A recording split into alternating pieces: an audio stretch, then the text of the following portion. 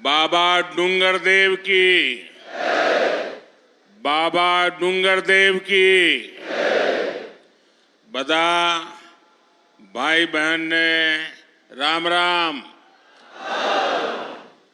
केम छो?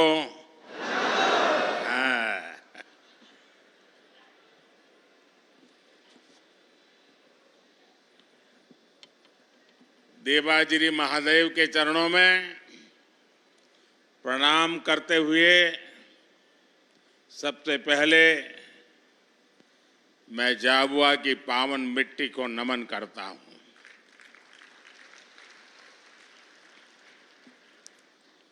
आप सब इतनी बड़ी संख्या में मुझे आशीर्वाद देने के लिए पधारे हैं। मैं आप सबको, विशेष करके हमारी माताओं बहनों को और इस क्षेत्र के जनजातीय समाज को भी आदरपूर्वक नमन करता हूं।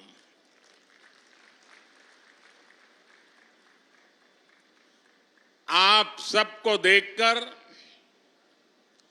मन में वैसी ही खुशी हो रही है जैसी अपने परिजनों से मिलकर के होती है।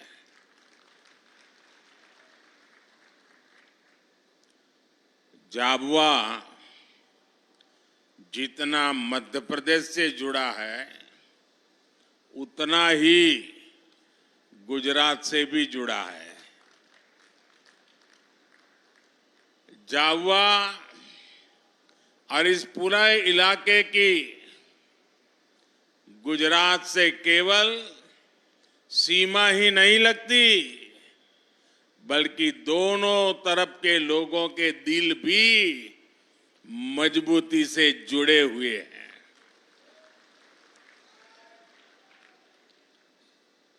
गुजरात में रहते हुए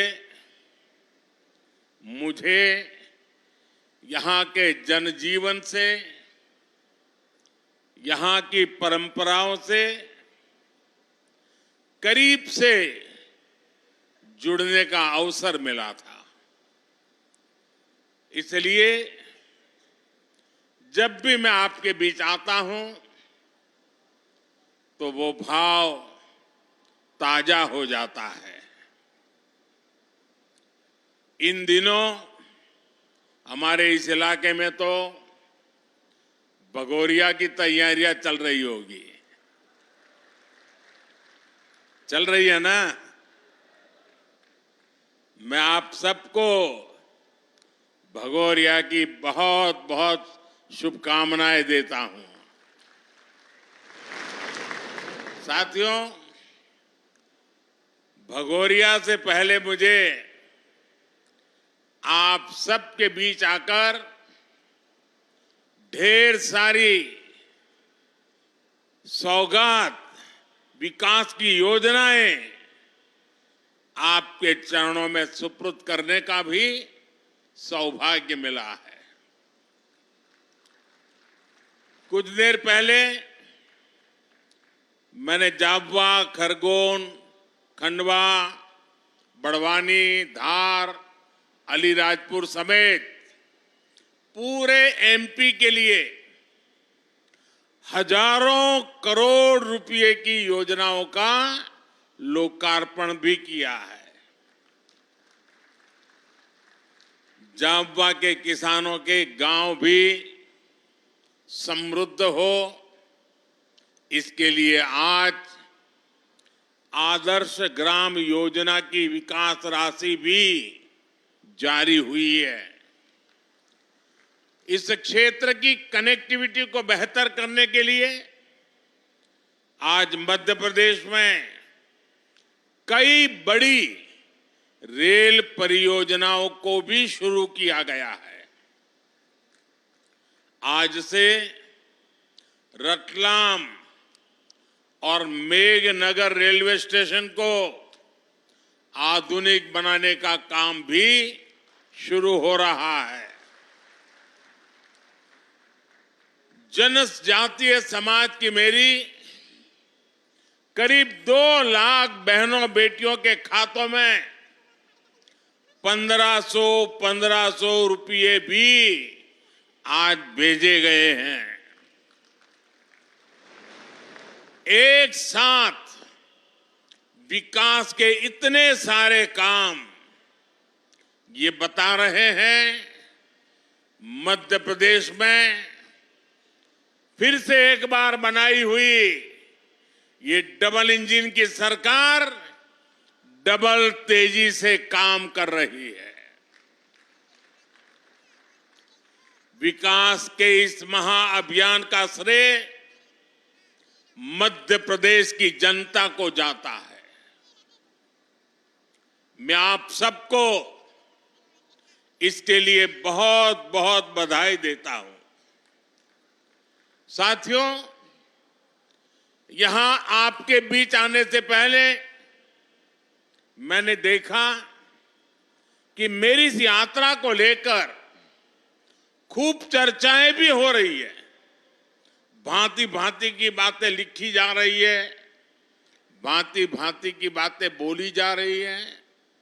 कुछ लोग कह रहे हैं कि मोदी मध्य प्रदेश में झाबुआ से लोकसभा की लड़ाई का आगाज करेगा। मैं बताना चाहता हूं कि मोदी लोकसभा चुनाव के प्रचार के लिए नहीं आया है। मोदी तो सेवक के तौर पर ईश्वर रूपी एमपी की जनता जनार्दन का आभार मानने आया है। मध्य प्रदेश में विधानसभा के नतीजों से आप पहले ही बता चुके हैं लोकसभा के लिए आपका मूड क्या रहने वाला है। एमपी ने यह भी बता दिया है कि भाजपा सरकार की डबल इंजन सरकारों के प्रति जन समर्थन लगातार बढ़ रहा है। इसलिए इस बार विपक्ष के बड़े बड़े नेता पहले से ही नेता विपक्ष में बोलने लगे हैं, संसद में बोलने लगे हैं। 24 में 400 पार, 24 में फिर एक बार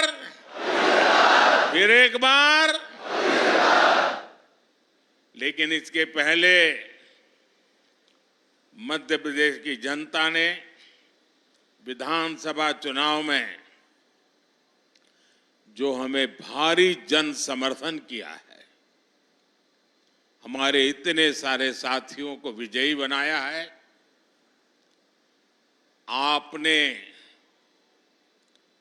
हमारे पर जो विश्वास रखा है ना,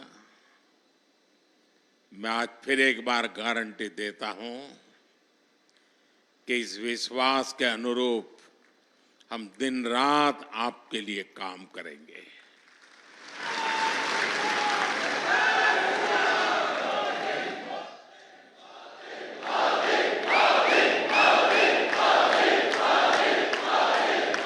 साथियों, कुछ दिन पहले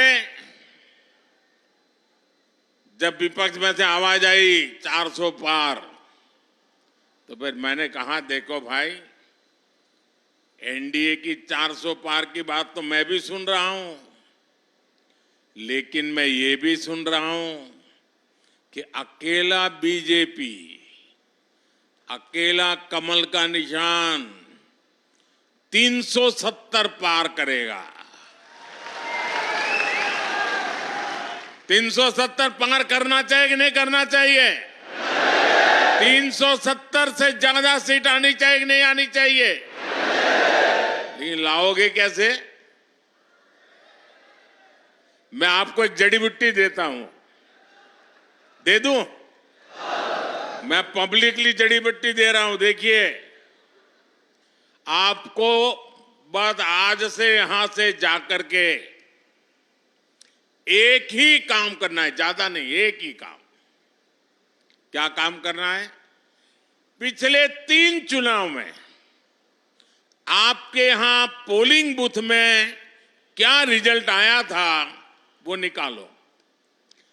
पोलिंग बूथ में कमल पर कितने वोट पड़े थे उसका हिसाब निकालो। निकालोगे?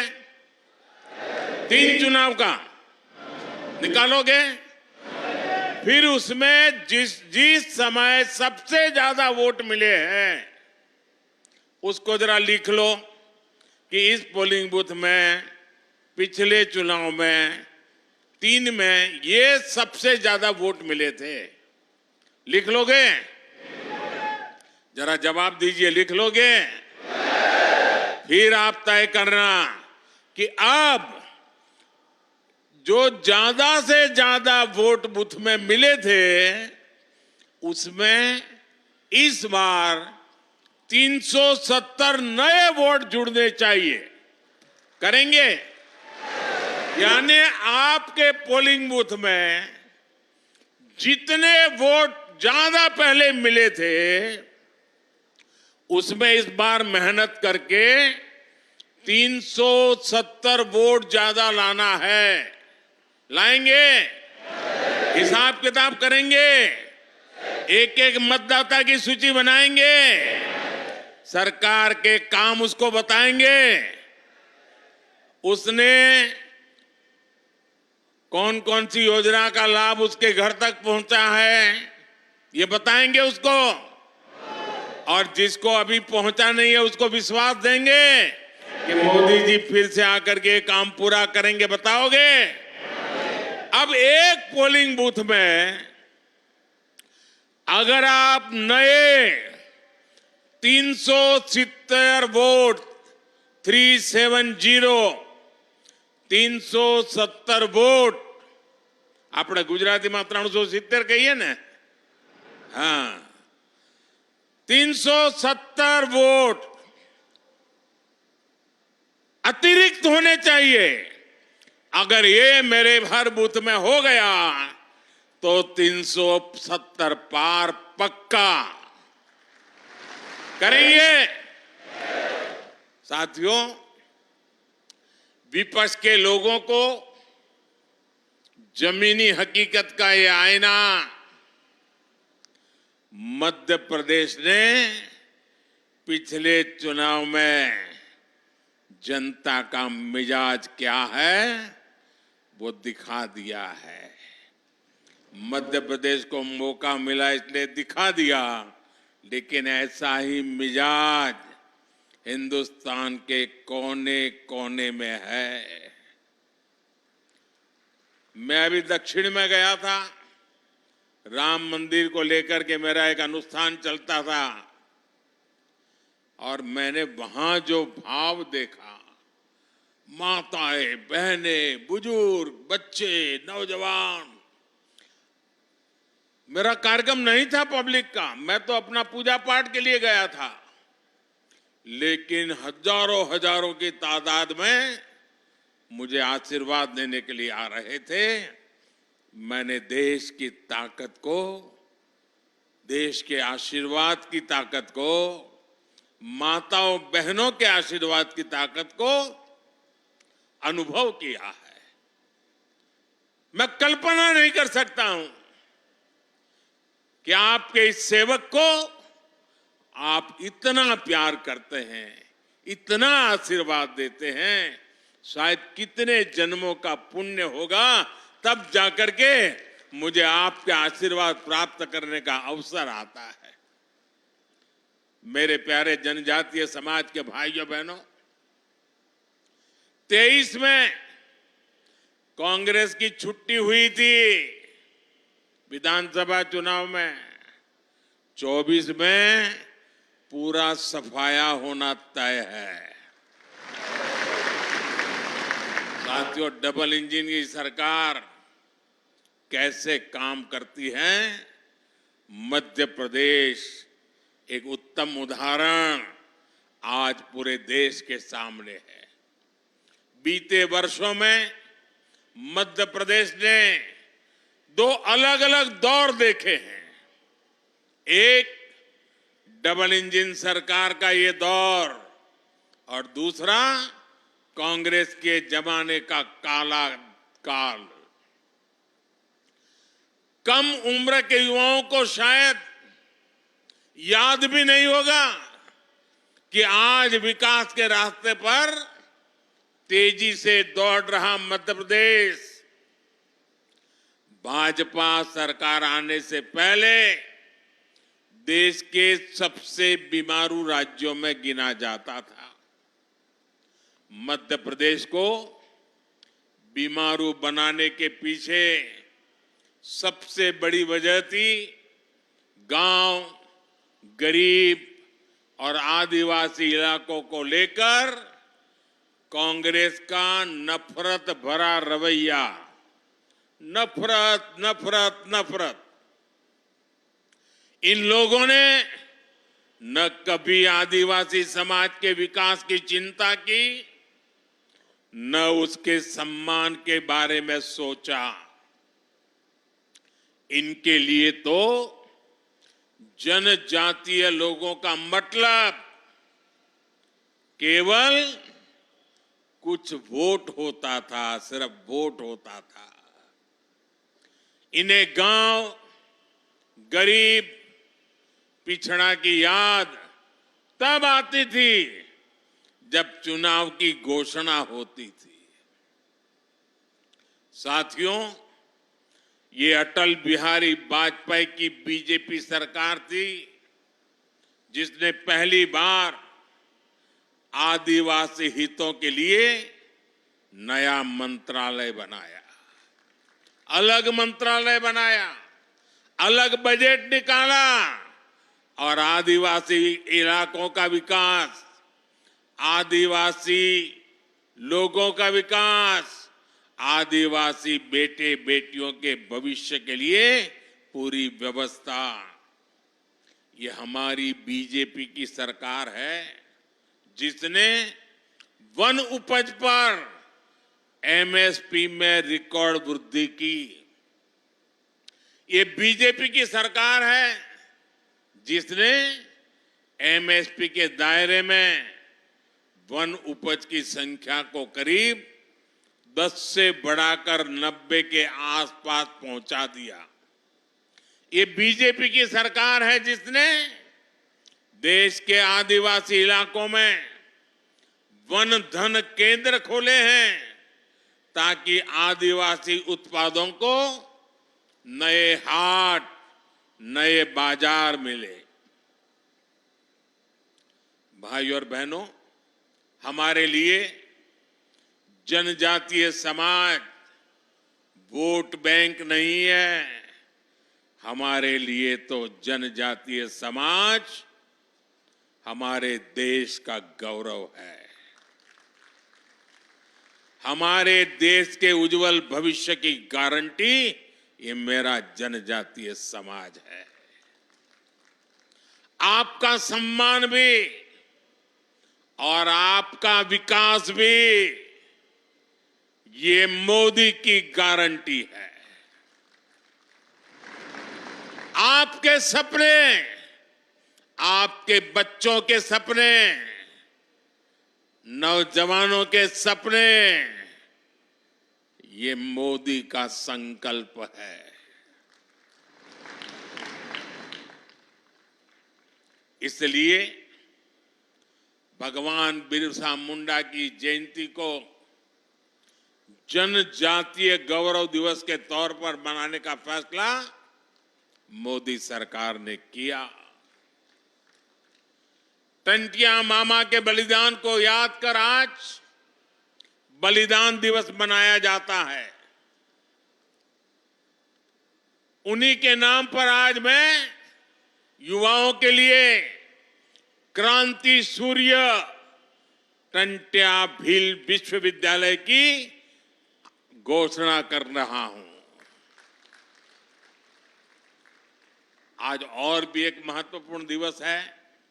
आज तिलक मांझी हमारे तिलका मांझी जी हमारे आदिवासी समाज का गौरव। उन्होंने बिहार के भागलपुर में अंग्रेज 1784 में 1784 में यानी 1857 से भी पहले हमारे तिलक मांझी जी ने भागलपुर के कमीशन किलिंगलैंड को तीर मार करके मार दिया था अंग्रेज को। आज ऐसे वीर पुरुष की जन्म जयंती भी है जब मेरा आदिवासी समाज मेरे सामने बैठा है। आज जो कार्यक्रमों की रचना हुई उसके कारण अब झाबुआ, रतलाम, खरगोन, धार और आसपास के युवाओं को, आदिवासी बच्चों को उच्च शिक्षा के लिए न गुजरात जाना पड़ेगा, न इंदौर, उज्जैन के चक्कर काटने पड़ेंगे। साथियों, गुजरात में मैंने देखा था कि आदिवासी पट्टों में स्कूलों की कमी के कारण बच्चों को स्कूल जाने के लिए कई किलोमीटर चलना पड़ता था। मैं मुख्यमंत्री बना तो इन पट्टों में मैंने स्कूल खुलवाए। मैं आपके बाजू में, यानी पता ही नहीं चलता कि मध्य प्रदेश है कि गुजरात है, यहां के गांव-गांव जाता था, भिक्षा मांगता था और घर घर जाके कहता था कि मुझे भिक्षा में वादा दो, वचन दो कि आप अपनी बेटी को पढ़ाओगे। मैं मुख्यमंत्री था। 13, 14, 15 जून 40-45 डिग्री तापमान रहता था, चारों तरफ गर्म हवाएं चलती थी। तब मैं झाबुआ के बगल में दाहोद के जंगलों में छोटे छोटे गांवों में जाकर के बेटियों को उंगली पकड़ करके स्कूल ले जाने का काम करता था। अब आदिवासी बच्चों के लिए मैं देश भर में एकलव्य आवासीय स्कूल खुलवा रहा हूं, रेसिडेंशियल स्कूल। कांग्रेस ने इतने वर्षों में, इतने साल उनको काम करने का अवसर मिला था, सिर्फ 100 एकलव्य स्कूल खोले थे, वो भी वहां जहां उनके बड़े बड़े बाबू बैठे थे। जबकि भाजपा की सरकार ने अपने 10 साल में ही इससे 4 गुना ज्यादा एकलव्य स्कूल खोल दिए हैं। एक भी आदिवासी बच्चा शिक्षा के अभाव में पीछे रह जाए, ये मोदी को मंजूर नहीं है। साथियों, हमारा आदिवासी समाज हजारों वर्षों से वन संपदा से अपनी रोजी रोटी चलाता है। कांग्रेस के समय आदिवासियों के उस अधिकार पर कानूनी पहरे लगा दिए गए थे। वन संपदा कानून में बदलाव करके हमारी सरकार द्वारा आदिवासी समाज को वन भूमि से जुड़े अधिकार लौटाए गए हैं। इतने वर्षों से आदिवासी परिवारों में सिकल सेल एनीमिया हर वर्ष सैकड़ों लोगों की जान ले रही थी। केंद्र और राज्यों में दोनों जगह कांग्रेस ने इतने वर्ष सरकार चलाई, लेकिन उन्होंने असमय मृत्यु को प्राप्त होते जनजातीय युवाओं की, बच्चों की चिंता नहीं की। उन्हें पता था कि भोले भाले आदिवासी लोग बीमारी के लिए उनकी सरकार को जिम्मेदार नहीं मानेंगे। ये चुनाव का मुद्दा नहीं होता था, लेकिन साथियों, हमारे लिए वोट नहीं, आपकी जिंदगी मायने रखती है।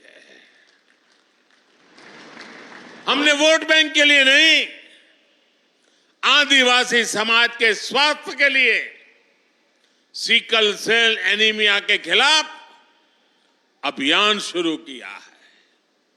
ये कांग्रेस और हमारी नीयत में फर्क बताता है। ये नीयत का फर्क ही है कि आज हमारा आदिवासी समाज सम्मान के साथ विकास की दौड़ में आगे बढ़ रहा है। ये नीयत का ही फर्क है कि हमने मध्य प्रदेश को बीमारू राज्य से विकासशील राज्य बना दिया है। साथियों, आज स्वामित्व योजना के माध्यम से लोगों को उनकी जमीन के कागजात दिए जा रहे हैं। कुछ देर पहले यहां भी 1,75,000 लोगों को स्वामित्व अधिकार पत्र दिए गए हैं। ये अधिकार पत्र नहीं, ये आपकी जिंदगी में सुरक्षा पत्र भी है। ये सिक्योरिटी की गारंटी का पर्चा है। वो सुरक्षा पत्र जिनसे हमारे परिवारों को भूमि विवादों से सुरक्षा मिलती है। वो सुरक्षा पत्र जो हमारे परिवारों को सूदखोरों के कर्ज से सुरक्षा देते हैं। आप पहले की उस स्थिति की परिकल्पना करिए जब किसी व्यक्ति को अपनी ही संपत्ति के किसी विवाद के लिए कोर्ट के चक्कर काटने पड़ते थे। 2-2 पीढ़ी कोर्ट के चक्कर काटने में ही पूरी हो जाती थी। जब किसी लोन के लिए सूदखोरों से मिन्नत करनी पड़ती थी। जब पढ़ाई के लिए किसान को जमीन बेचनी पड़ती थी। आज एक स्वामित्व योजना मेरे देश के गांव गरीब को इन सब मुश्किलों से बचाती है। साथियों, आज जो सबसे वंचित है, सबसे पिछड़ा है, हमारी सरकार में वो सबसे पहली प्राथमिकता है। समाज में जो सबसे आखिरी वर्ग होता था, हमने विकास में उसे सबसे पहला दर्जा दिया। बेटा, तुम्हारा हाथ दुख जाए, दर्द करेगा, बहुत बहुत तूने किया। मिल गया मुझे बेटा, मिल गया मिल गया तेरा प्यार। अब तेरा हाथ दर्द करेगा बेटा। अब हाथ नीचे करो, मुझे मिल गया। शाबाश, समझदार हो। जो सबसे गरीब थे, आज सबसे पहले सरकार उनके लिए योजनाएं बनाती है। सबसे आखिरी गांव, सबसे आखिरी वर्ग, ये कौन लोग थे? इनमें से ज्यादातर हमारे दलित, आदिवासी, पिछड़ा, ऐसे वंचित समाज के लोग थे। इसलिए सबसे पिछड़े जनजातीय समूहों के लिए हमने पीएम जन मन योजना शुरू की। जो जनजातीय समाज अब तक विकास की मुख्य धारा से कटा हुआ था, जनमन योजना के तहत उनका तेज विकास शुरू किया गया है। इसका लाभ यहां इस क्षेत्र की बैरा, भारिया और सहरिया जैसे जनजातीय समूह को होने वाला है। मध्य प्रदेश के आदिवासी बहुल जिलों में हजारों करोड़ रुपए के कार्य पीएम जन मन योजना के तहत कराए जा रहे हैं। प्रधानमंत्री आदि आदर्श ग्राम योजना के जरिए जबुआ के भी 550 गांवों में विकास के काम हो रहे हैं। भाइयों और बहनों, हमारी सरकार एमपी में आधुनिक इंफ्रास्ट्रक्चर पर भी उतना ही ध्यान दे रही है। कांग्रेस सरकार के 10 वर्षों में एमपी को रेलवे के विकास के लिए जितना पैसा मिला, आज हम उसे 24 गुना ज्यादा पैसा एमपी के लिए भेज रहे हैं। 24 गुना ज्यादा। आज भी मैंने करीब 3,500 करोड़ रुपए की रेल परियोजनाओं का लोकार्पण किया है। 3,500 करोड़ रुपए की लागत के नेशनल हाईवेज का भी आज लोकार्पण हुआ है। आप सोचिए, आज एक एक सेक्टर में एमपी के विकास के लिए हम इतना ज्यादा पैसा भेज रहे हैं। वो कौन से इलाके थे जहां रेल की, सड़क की, बिजली की, रोजगार की सुविधाएं नहीं पहुंचती थी? इनमें से अधिकांश जनजातीय और ग्रामीण इलाके ही थे, क्योंकि कांग्रेस को आपके गांव की नहीं, उनको तो अपने महलों की चिंता थी। कांग्रेस ने इन इलाकों की जो उपेक्षा की, उनके बनाए गड्ढे भरने के लिए आज हम पूरी मेहनत से काम कर रहे हैं। इसलिए कांग्रेस के लोकल नेता भी अपने आला कमान से कहने लगे हैं कि हम मोदी के खिलाफ वोट मांगने जाएं तो किस मुंह से जाएं? उन बेचारों की मुसीबत तो है। जो नेता अब पार्टी में थोड़े बहुत बचे हैं, उनमें भी कोई अब जिम्मेदारी उठाना नहीं चाहता है। सुना है कि इन दिनों मध्य प्रदेश कांग्रेस में अंदर खाने खूब भगदड़ भी मची हुई है। जनता की उपेक्षा करने वालों का यही हश्र होता है। कांग्रेस अब अपने पापों के दलदल में फंस चुकी है। वो उससे निकलने की जितनी कोशिश करेगी, उतना ही और धंसेगी। साथियों, आज इस अवसर पर मुझे आपको कांग्रेस की साजिशों से भी आगाह करना है। अपनी हार सामने देखकर कांग्रेस और उसके साथी अब अपने आखिरी दांव पेच इस्तेमाल करने में लग गए हैं। कांग्रेस और उसके दोस्तों की दो ही ताकत है। जब ये सत्ता में रहते हैं तब लूटते हैं, जब सत्ता से बाहर जाते हैं तो लोगों को लड़वाते हैं। यानी लूट और फूट, यही कांग्रेस की ऑक्सीजन है। इनको बंद करते ही कांग्रेस पार्टी का सियासी दम टूटने लग जाता है। ज्यादातर राज्यों में सरकार से बेदखल करके जनता जनार्दन ने इनकी लूट के रास्ते बंद कर दिए हैं। अब ये वापस कुर्सी पाने के लिए जाति के नाम पर भाषा के नाम पर, इलाके के नाम पर टूट करवाने में, फूट करवाने में लगे हुए हैं। लेकिन देश इनकी हरकतें देख रहा है। देश इनके मंसूबे सफल नहीं होने देगा।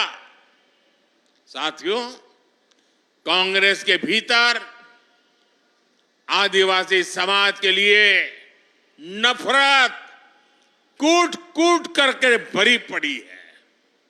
ये लोग आदिवासी समाज के वोट मांगने तो आपके पास आते हैं, लेकिन जब आदिवासी समाज से पहली बार एक महिला राष्ट्रपति का चुनाव लड़ती है तो कांग्रेस उन्हें रोकने के लिए, उन्हें हराने के लिए दीवार बनकर खड़ी हो जाती है।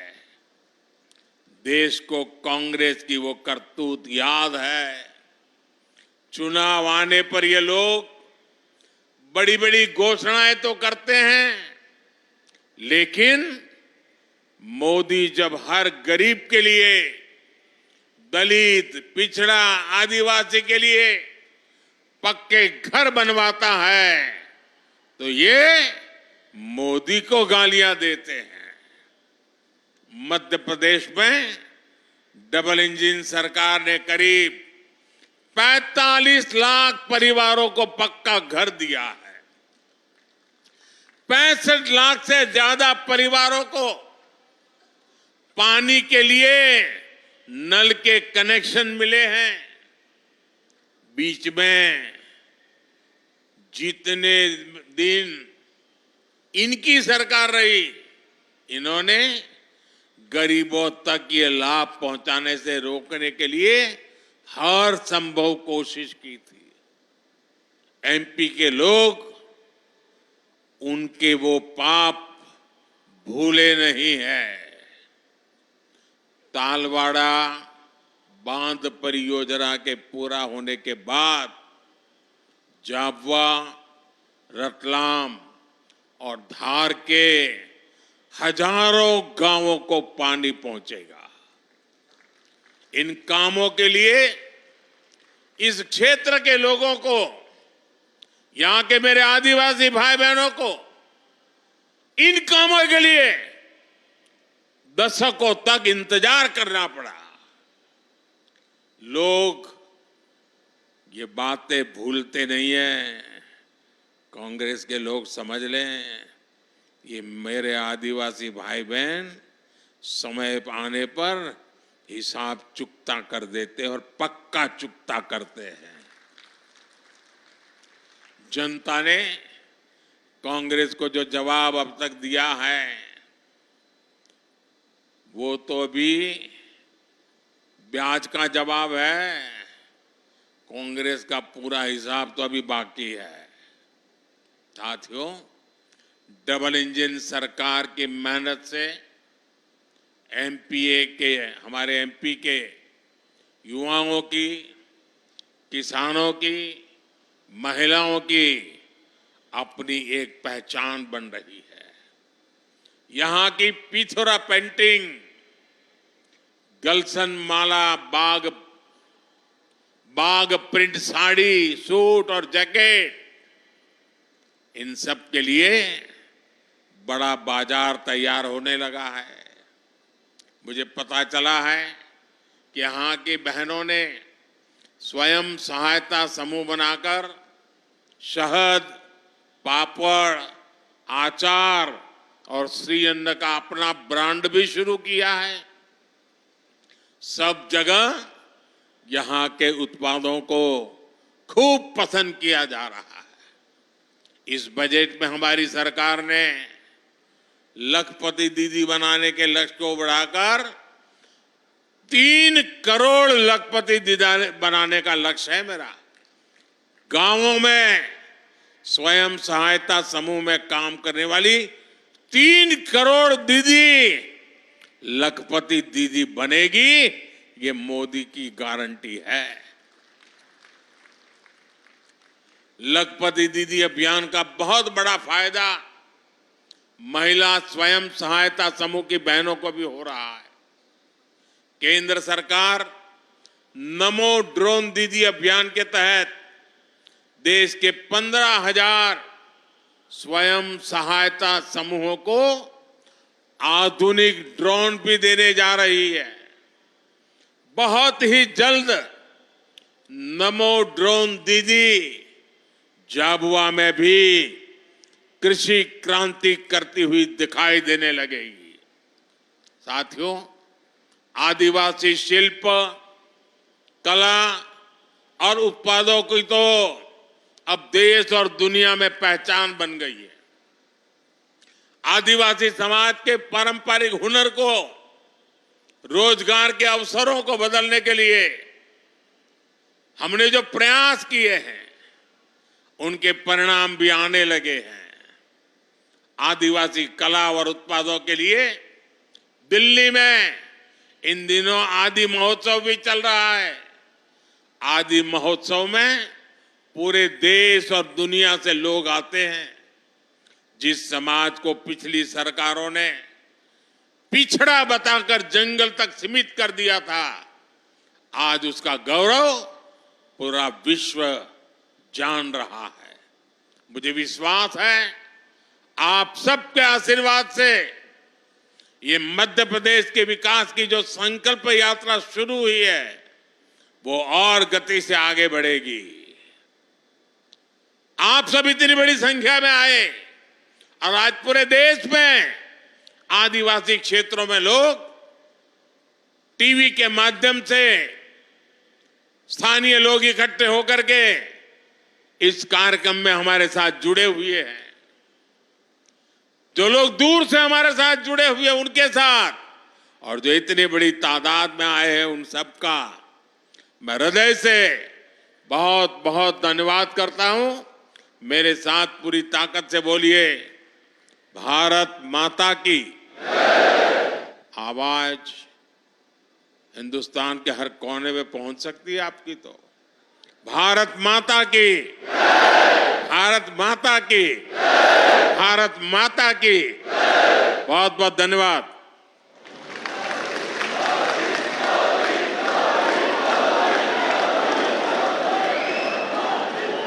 बोलो भारत माता की। अब इस आदिवासी महाकुंभ के समापन अवसर पर मैं आभार प्रदर्शन के लिए आदरणीय अशोक नेते जी को आमंत्रित करता हूं। हम सबका आभार व्यक्त करें। सभी को नमस्कार। देश के लोकप्रिय नेता, विश्व गुरु और देश के यशस्वी पंतप्रधान आदरणीय नरेंद्र भाई मोदी जी ने हम सबको